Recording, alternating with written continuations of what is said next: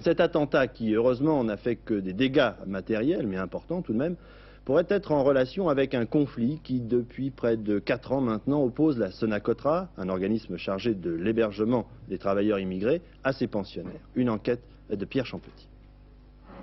À Garges-les-Gonesse, près de Paris, une centaine de travailleurs immigrés expulsés par la Sonacotra campent depuis 3 mois au pied de leur ancien logement. Ils constituent le noyau dur d'une grève commencée il y a 4 ans et qui a touché presque tous les foyers. Aujourd'hui encore, 10 000 résidents refusent de payer leur loyer. La Sonacotra est un organisme semi-public créé dans les années 60 pour accueillir les étrangers venant travailler en France.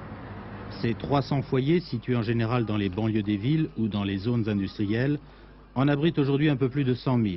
Certains travailleurs n'y restent que quelques jours, d'autres des années. Ici, le confort est sommaire et pour loger tout le monde, on a souvent coupé les chambres en deux. Les prix, 243 francs par mois pour 4 mètres carrés 50, 300 francs pour 6 mètres carrés.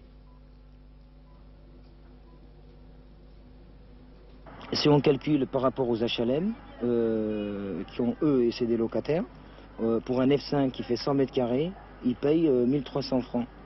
Tandis que nous, pour 6 mètres carrés par rapport aux HLM, on paye à peu près 4 fois plus cher. Alors nous, ce qu'on demande aujourd'hui, c'est d'avoir un statut de locataire qui nous permet, bien sûr, de savoir qu'est-ce qu'on paye. C'est-à-dire le prix du local et puis les charges. Alors à l'heure actuelle, on ne sait pas exactement qu'est-ce qu'on paye.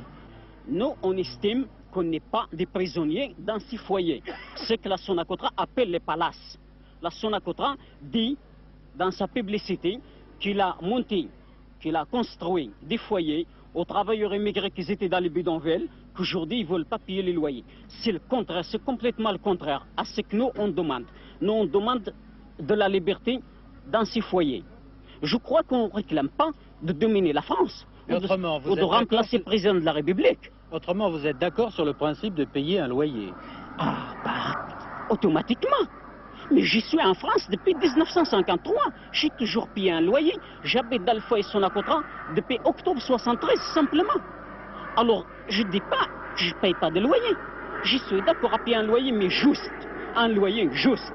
Ni plus, ni moins. De son côté, la Sonacotra se défend de faire payer trop cher, car la redevance qu'elle demande ne couvre pas seulement le prix de la chambre, mais aussi les charges, l'entretien, le blanchissage et surtout les espaces collectifs, sanitaires, cuisine, foyer, que les résidents oublient de citer quand ils parlent de leurs factures. C'est aussi parce qu'elle offre des services de nature différente, à la fois individuels et collectifs, que la Sonacotra estime impossible d'accorder à ses résidents le statut de locataire qu'ils réclament. Seulement, quand la réalité quotidienne sait vivre dans 4 mètres carrés 50, ces arguments ont du mal à prendre. Alors, depuis 4 ans, l'épreuve de force continue. L'année dernière, 20 000 résidents faisaient la grève des loyers. Cet été, sentant le mouvement faiblir, la Sonacotra décide soudain de vider l'abcès en faisant expulser les mauvais payeurs. Lorsqu'on fait grève, on sait qu'il y a une contrepartie. On sait, lorsqu'on fait grève, que l'employeur, grève du travail, que l'employeur ne vous paiera pas. Là, il n'y avait aucune espèce de contrepartie désavantageuse pour les intéressés. On ne payait pas et on continuait à être logé, on continuait à être chauffé, on continuait à avoir des draps blanchis, on continuait à avoir toutes les fournitures d'eau froide, d'eau chaude, sans qu'il y ait aucune espèce de contrepartie désagréable. D'où effectivement l'obligation dans laquelle nous nous sommes trouvés d'engager un certain nombre d'instances auprès des tribunaux pour obtenir des condamnations, soit au paiement des arriérés, au paiement des sommes dues, soit à l'expulsion du foyer hôtel. Et voyons bien que ces mesures que nous avons demandées aux tribunaux et que les tribunaux nous ont accordées, ces mesures n'ont absolument aucun caractère répressif. Le rôle de la Sonacotra n'est pas d'expulser ses résidents, le rôle de la Sonacotra est de les loger. C'est sa vocation profonde.